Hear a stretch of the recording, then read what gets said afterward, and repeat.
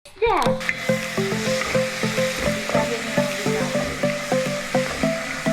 Ganito siya na rice. Iwan ko kung anong tawag sa rice na to. Try ko lang din itong ng cabbage. So, ready na ang ating sinigang. Hi guys! Welcome back to my channel. So for today's video, ay magluluto ako ng sinigang dito sa Russia. Yes, of course. Dadalhin natin ang mga pagkaing Pinoy dito sa Russia.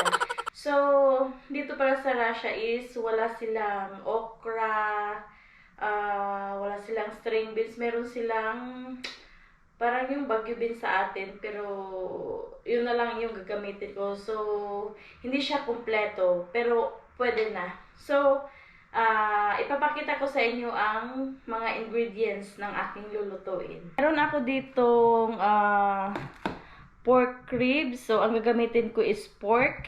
So, this one, pork ribs. Hindi ko na lang siya kinat kasi wala akong pangkat nito. Kaya, ganito siya kalaki. Ayan. And then, this one, hinahiwa-hiwa ko lang yung medyo may taba. Hinahiwa ko lang siya ng medyo maliit. Not totally maliit, but maliit. Ano ba? So, meron din ako ditong hiniwang sibuyas. Tapos, ito yung sinasabi ko na Baguio beans. Actually, naka-frozen siya. And then, meron akong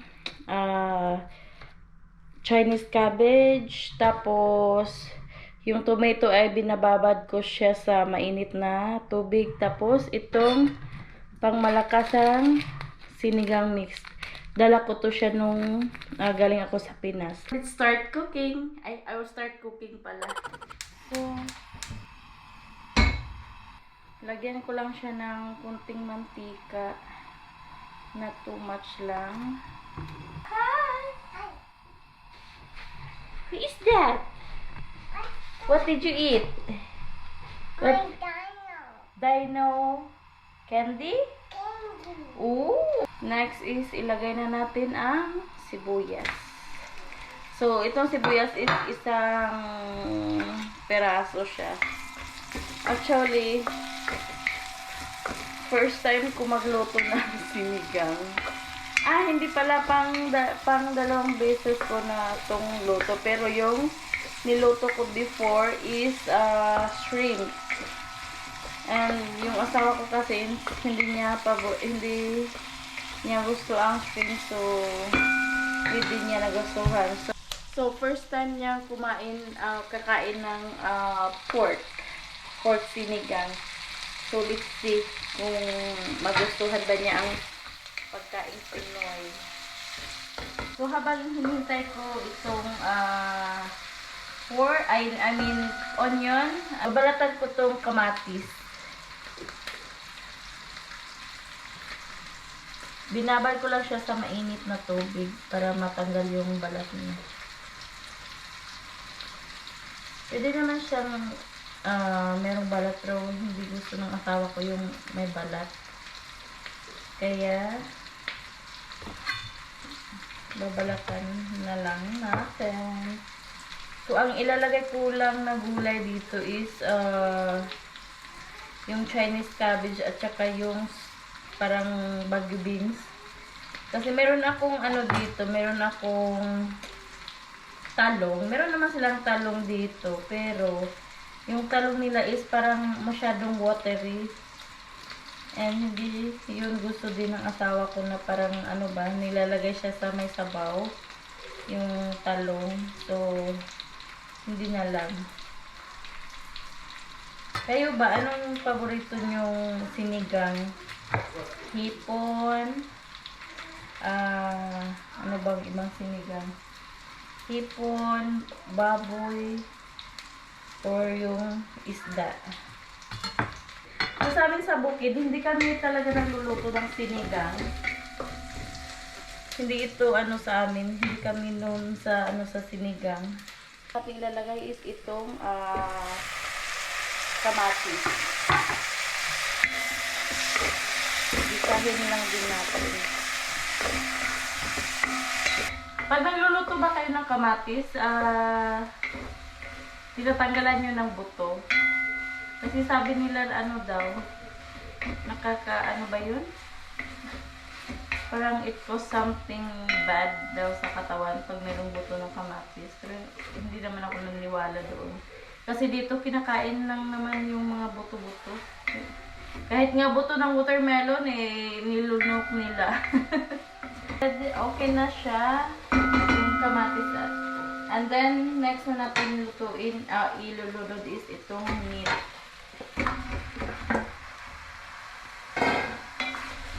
Halo-haloin.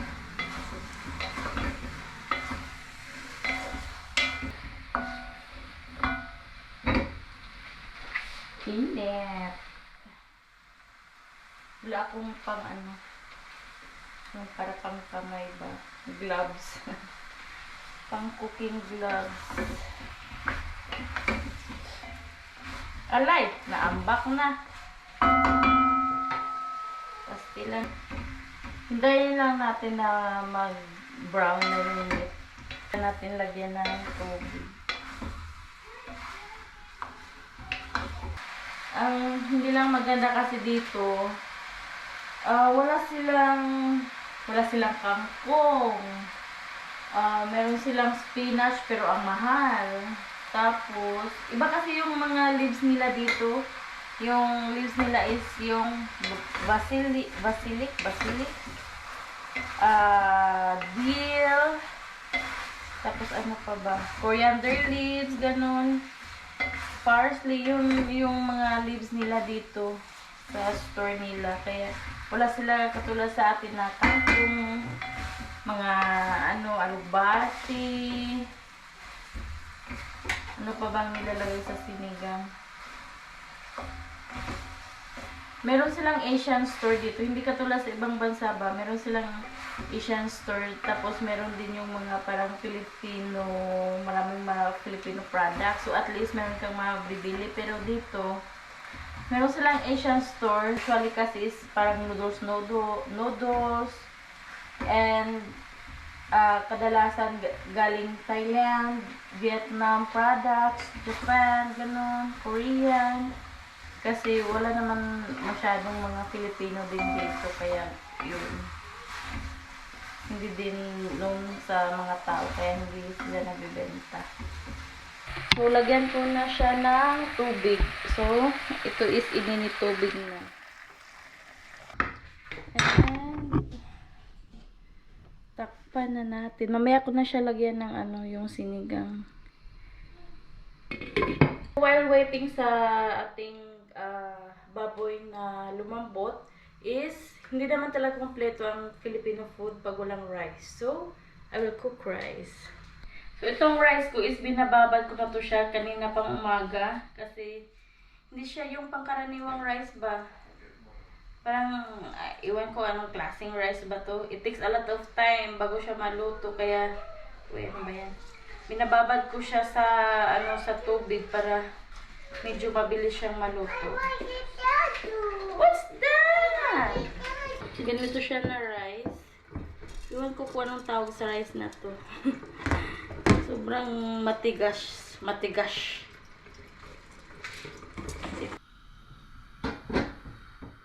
Dahil wala akong fish sauce, so ko lang siya ng konting asin. So, adjust ko lang to siya mamaya pag kulang ng asin.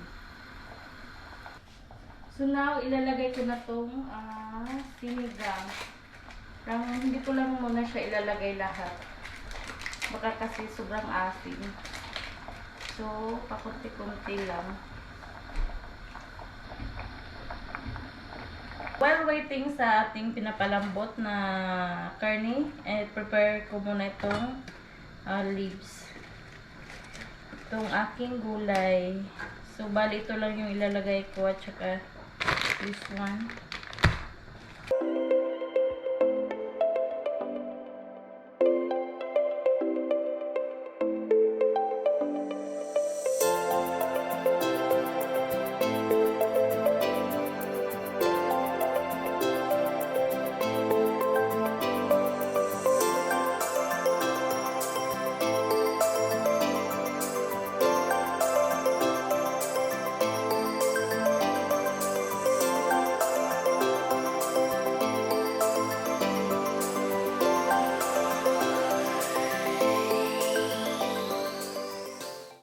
Titignan ko lang kung okay na ba siya sa asin.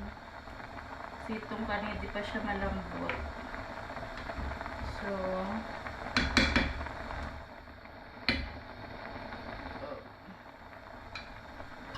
wait, excuse me.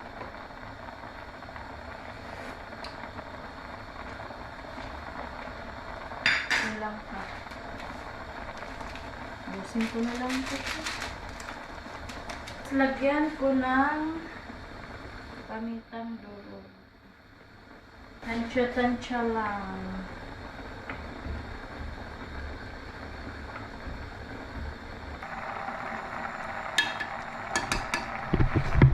Let's try.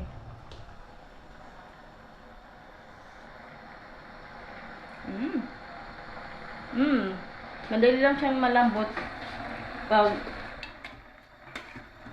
inalagay sa sa tubig. What I mean is, isok mo na siya ng mga ilang hours. Medyo malambot na itong ating meat. Lagay ko na itong beans. Kasi, hindi naman siya maluto. Tapos, sabay ko lang din itong ng cabbage.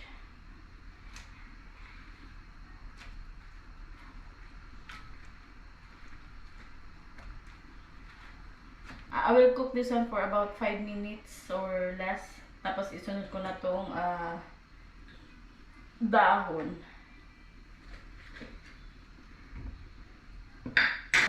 Ilagay ko na tong dahon niya.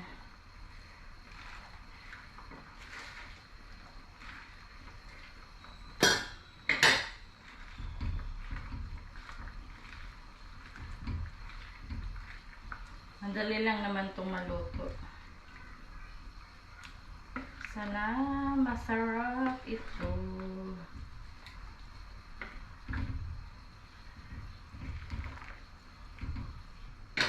We'll cover for 2 minutes. Open na natin. And then, naan lang muna tayo apoy. Kasi, umambak siya best. Let's taste.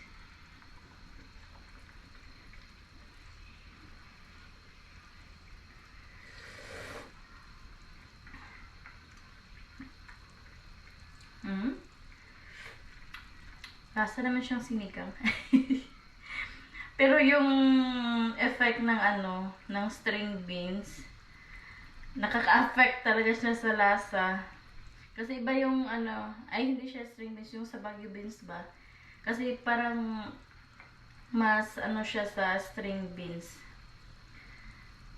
Kumbaga sa Bisaya pa anghit, mas anghit siyang lasa.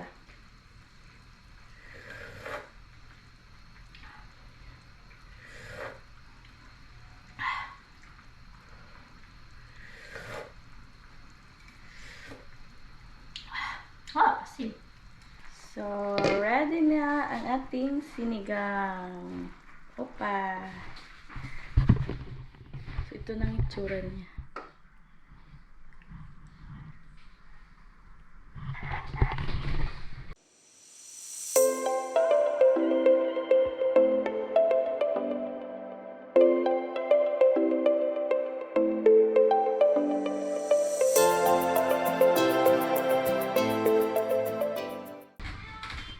No, interesting. Taste is okay.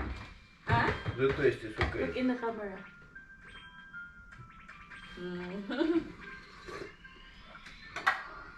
Oops. A little bit wired, but the taste is okay. The But taste why is it's okay? sour? Because of tomatoes or what? No, we put sinigang. It should be sour. Or you put, how it's called? Tamarind. Yeah, it's look like tamarind. Sinigang, it should be sour. I know. Why it's sour? You put tamarind or what? Yeah, tamarind. What did you say? Limon? Taste okay, but looks wired. But you know, it really affects different taste, this kind of beans. Maybe no. I mean, this is. Mm.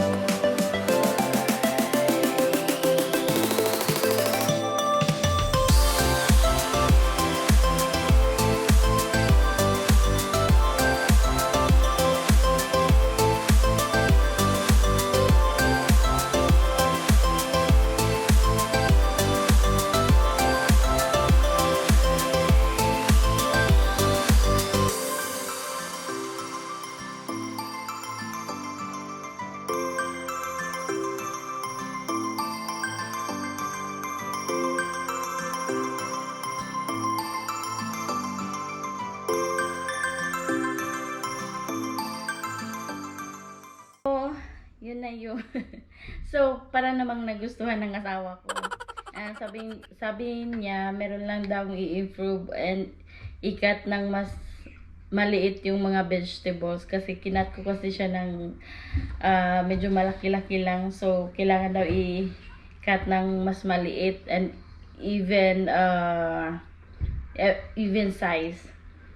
Meron lang daw i-improve na konti. Pero ang taste okay naman sa kanya, approve naman. So, yun lamang ang video natin for today. Thank you for watching. Bye!